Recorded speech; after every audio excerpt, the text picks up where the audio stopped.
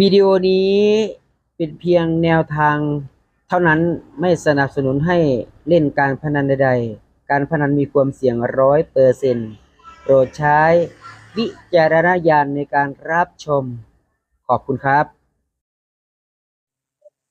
ครับสวัสดีนะครับสวัสดี FC ทั้งช่องน้องแสงชาแนลนะครับมาเจอกันอีกครั้งหนึ่งสำหรับมื้อนี้นะครับท่ามกลางบรรยากาศอันร้อนอบอ้าวคือเก่าเหมือนเดิมพี่น้องนะครับมันเข้าสู่หน้าร้อนเนาะเฮ็ดจั่งใดบ่เป็นแล้วใกล้สิฮอดเดือนเมษาแล้วนะครับมื้อนี้ก็วันที่20เท่าใดล่ะวันที่24แล้วนะพี่น้องเนาะตั้งรัฐบาลเพิ่นก็กำลังอภิปรายบ่ไว้วางใจรัฐบาลโอ้ยพี่น้อง ก็ม่วนกึบนะครับผู้ใดมักทางการเมืองก็ฟังทางด้านการเมืองเนาะพี่น้องเนาะผู้ใดมักทางแนวทาง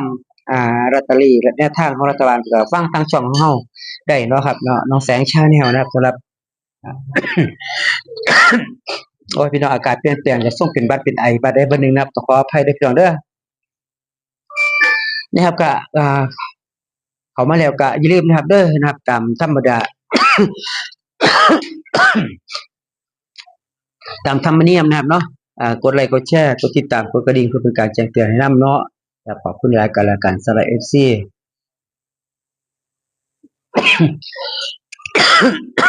เอาคือไอ้ที่มื้อนี้พี่น้อง ขออภัยพี่น้องขออภัยหลายนะครับ เข้ามาแล้วก็อย่าลืมนะครับเด้อกดไลค์กดแชร์กดติดตามกดกระดิ่งนะครับกดกระดิ่งเพื่อเป็นการแจ้งเตือนให้ด้วยสำหรับท่านที่เข้ามาใหม่ก็อย่าลืมนะครับเด้อกดติดตามไว้นำเนาะพี่น้องกดกระดิ่งเพื่อเป็นการแจ้งเตือนให้นำนะครับขอบคุณหลายการละกันสำหรับพี่สำหรับน้องสำหรับ FC ที่เพิ่นกดไลค์กดแชร์ให้เนาะครับขอบคุณหลายกด Subscribe กดไลค์กดแชร์คือว่านั่นล่ะนะครับก็ก่อนสิเข้าไปเบิ่งแบบแนวทางอ่าสลากกินแบ่งของทางรัฐบาลเพิ่นนะครับคำเตือนทางช่องเฮาก็อ่า คำเตือนนะครับทางช่องของเราเสนอเพื่อเป็นแนวทางเลือกซื้อสลากกินแบ่งของทางรัฐบาลเท่านั้นไม่สนับสนุนสิ่งพนันที่ผิดกฎหมายทุกชนิดทุกอาจารย์ทุกสำนักล้วนแล้วแต่เป็นบุคคลธรรมดาไม่การันตีว่าจะเข้าหรือจะหลุดนะครับการเปลี่ยนเพียงหน้าทางนะพี่น้องแล้วการเปลี่ยนกันทุกเที่ยก่อนสิเข้าสู่บรรยากาศนะครับแนวทางนะครับสารบคลิปนี้ก็แอดเห็นแอดก็ลุ้นมาหลายงวดแล้วล่ะพี่น้องก็คือส่งเขานะครับสำหรับคลิปนี้เนาะพี่น้องเนาะเนี่ยงวดก่อนพี่น้องแอดใต้ฟ้านะครับแอดใต้ฟ้าเห็นว่าเขามา36พี่น้อง36นี่36มันเขามาตัวกลับเนาะว่าคือบ่เป็นจังซี่พี่น้องเอาเสียจังได๋มันเหลื่อมตาเนาะมันเหลื่อมตาไฟฟ้าข้างบนนะครับมันก็บ่คักพี่น้องขออนุญาตเขียนเอาก็แล้วกันนะครับบ่คักนะครับเพิ่นให้เด่นมาที่3เม็ดเดียวคือ3นะครับมันก็ออก36นะเพิ่นให้มา31 34 35 3635 36 38นะครับออกมาที่363นะครับออกมา63นะครับขออนุญาตเขียนให้พี่น้องเด้องวดที่ผ่านมาเด้อครับนี่งวดนี้นะครับแอดก็ขออนุญาตนำแนวทางของเพิ่นมาฝากพี่ฝากน้องเฮานะครับคือเก่าเหมือนเดิมนะครับเนี่ยแนวทางงวดนี้นะครับแนวทางงวดนี้นะครับแอดใต้ฟ้าเด่นไปที่6พี่น้องนะครับเด่นไปที่6เลือกคักปานใดพี่น้องมันจังได๋บุนะครับผมเหลือ6262 64 65 67แล้วก็69นะครับนี่คือแนวทางแอดไต่ฟ้าเด้อพี่น้องเดี๋ยวแอดขออนุญาตเขียนนะครับสำหรับคลิปนี้จะมี2อาจารย์นะครับนำเสนอ2อาจารย์อันหนึ่งก็อ่าที่แอดมักเขียนว่า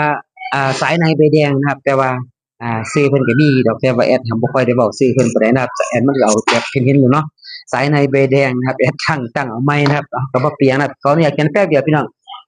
สำหรับอาจารย์แอดไต้ฟ้านะครับ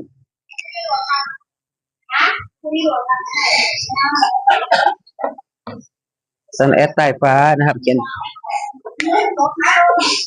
ขออนุญาตเขียนแป๊บนึงนะครับขออนุญาตแป๊บนึง1/4/68กิ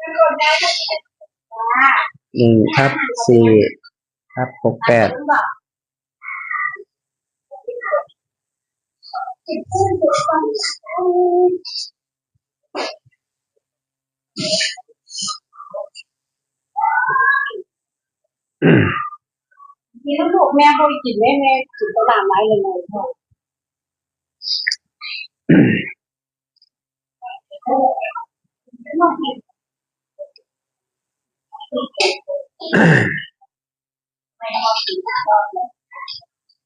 เรียบร้อยสำหรับแอดใต้ฟ้าแล้วพี่น้องเนาะ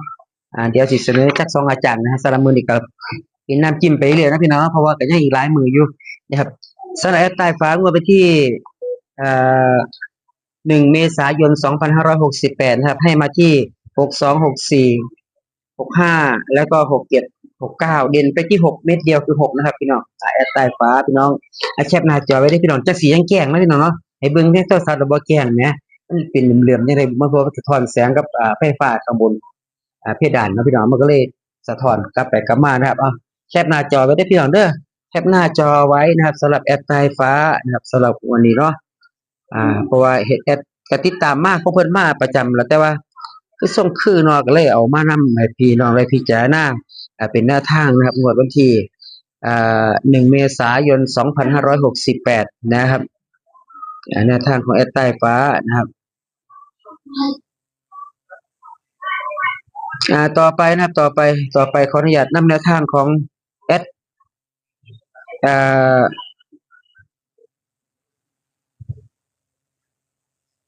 เดี๋ยวได้พี่น้องเด้อ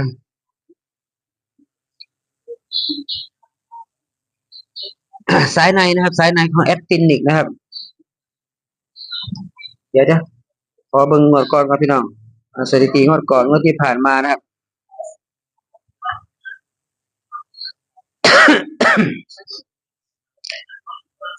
นี่ครับงวดที่ผ่านมานะงวดที่เป็นที่งวดวันที่1เดือน3นะครับคือเดือนมีนาคมเนาะสายในให้มาที่เก่านะครับก็ออกมาที่94นะครับแต่ว่าจับชุดให้บ่เข้าแต่ว่าวิ่งที่เข้าครับสายใน9นะครับงวดที่ผ่านมานะครับงวดที่ผ่านมาสายในให้มาที่3นะครับจับชุดให้ก็93 83 73มันก็ออก63แต่ว่าสายในให้มาเลขวิ่งนี่ค่อนข้างสิแอดสังเกตมันนี่ค่อนข้างสิเข้านะครับแต่ว่าสำหรับงวดนี้จะสิเป็นจังไดมาลุ้นกันต่อไปนะครับเดี๋ยวแอดขออนุญาตเขียนให้แป๊บนึงนะครับให้เบิ่งงวดนี้ซะก่อนนะครับงวดนี้นี่นะครับเห็นไหมพี่น้องงวดนี้สายในให้มาคือ6นะครับก็คล้ายๆกับแอดใต้ฟ้านะครับให้มาคือ6สายในให้มาคือ6จับชุดให้ที่62 64 65นะครับแอดฟินิกนะครับแอดขออนุญาตน้ำแฝงนะครับสายในใบแดงกันแล้วกันนะครับเดี๋ยวขออนุญาตเขียนแป๊บนึงนะพี่น้องเด้อเพื่อความชั่วเพื่อความมันบ่ได้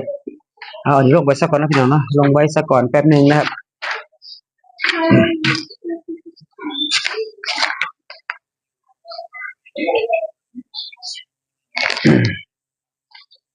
เอายังมาติ่งไว้พี่น้องเอาทีละอย่างก็แล้วกันใช้ปากกานี่ดีกว่านะพี่น้อง1/4/68สายใน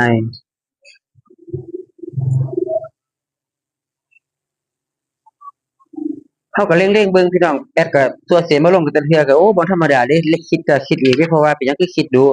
เป็นหยังคือเพราะว่าก็ซ่อมเบิ่งซะก่อนมันเข้าบ่อาจารย์ได้เข้าแอดก็พยายามนะหามาฝากพี่ฝากน้องนะแม่พี่น้องแอดใดบ่เข้าแอดใดห่างๆเข้าแอดก็พยายาม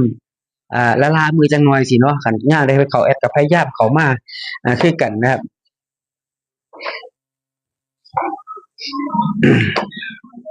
เรียบร้อยพี่น้องแอดขออนุญาตสายในให้มานะครับสายในแอดสายในเด่นไปที่6นะครับเม็ดเดียวคือ6นะครับจับชุดได้ที่62 64แล้วก็65พี่น้องนะครับเอาแคปหน้าจอไว้ด้วยครับเด้อ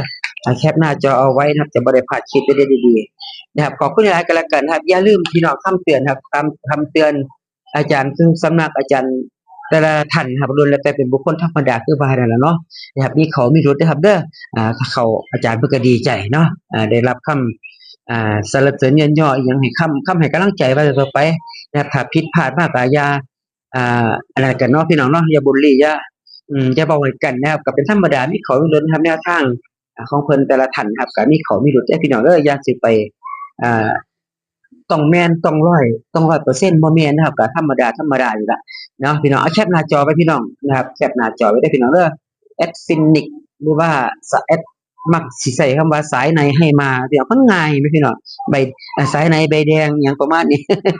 เนาะสายในใบแดงสายในให้มาอย่างก็ว่ากันไปนะที่จริงชื่อเพิ่นชื่อแอดฟินิกนะครับให้มาที่6เม็ดเดียวคือ6นะพี่น้องเนาะเด่นคือ6 จับช่วงที่62 64แล้วก็65นะครับจะมีมาไหมนะครับสำหรับงวดนี้เท่ากับเร่งๆไปตัวเนี้ยเพราะว่าเขารู้นะครับงวดก่อนให้มาที่3กับเขามาที่6332นะครับงวดวันที่1มีนาคมก็ให้มาที่9กับเขามาเก้า4นี่พี่น้องนะครับเพิ่นให้มาที่4นี่โอ้สุดยอดเลยล่ะไปเพราะว่า94กับ54นะงวดที่1นั่นแหมอ่ะแคปหน้าจอไว้แล้วว่าพี่น้องมาเบิ่งย้อนหลังอีกทีนึงพี่น้องสำหรับแอดใต้ฟ้านะแอดใต้ฟ้ากันแอดก็ซ่อมมาหลายงวดเลยพี่น้องว่าสิลงยามใดก็บ่สิลงนะพี่น้องก็มันก็หมดเวลาก่อนอีหยังประมาณนี้นะครับแต่ว่าช่วงนี้อาจารย์เพิ่นก็อาจารย์บางครั้งก็เพิ่นบ่ค่อยอยู่ดีมีแรงนะครับเพิ่นก็บ่ทันได้ส่งมาให้นะครับแต่ว่าซ่อมเมืองเนาะทางด้านอาจารย์เพิ่นก็ได้เนาะอาจารย์อาจารย์สิงห์นี่ยังบ่เข้ามาอยู่งวดนี้นะเพราะว่ารู้สึกว่าเพิ่นบ่สบายปานใดช่วงนี้นะครับก็เป็นกำลังใจเพิ่นนำเนาะสำหรับทางช่องเฮาก็บ่หลายอาจารย์คือว่าประกาศพร้อมเนาะว่าถ้าอาจารย์ท่านใดมีแนวทางหรือว่านักคำนวณท่านใดมีแนวทางอยากลงนะครับทางช่องเฮาก็ยินดีนะครับเด้อยินดีที่จะนำผลงานของท่านมาลงในช่องของเฮาเนาะแม่นช่องน้อยๆก็ยังสิได้สร้างผลงานแหน่จักเล็กจักน้อยเนาะพี่น้องเนาะสำหรับคลิปนี้ขอบคุณนะครับเจ้าของข้อมูลทุกๆสำนักทุกๆอาจารย์นะครับขอบคุณหลายกันแล้วกันนะครับสำหรับคลิปนี้ก็ต้องขอบคุณ FC แฟนช่องที่ติดตามตั้งแต่ต้นจนจบนะครับขอบคุณหลายกันแล้วกันให้ FC แฟนช่องโชคๆมันมาที่รวยๆนะครับเด้อได้จับเงินแสนเงินล้านกันหมดทุกคนสำหรับคลิปนี้ไปเพียงซ้ำนี้ไว้พบกันคลิปหน้าคลิปนี้กล่าวคำว่าสวัสดีครับ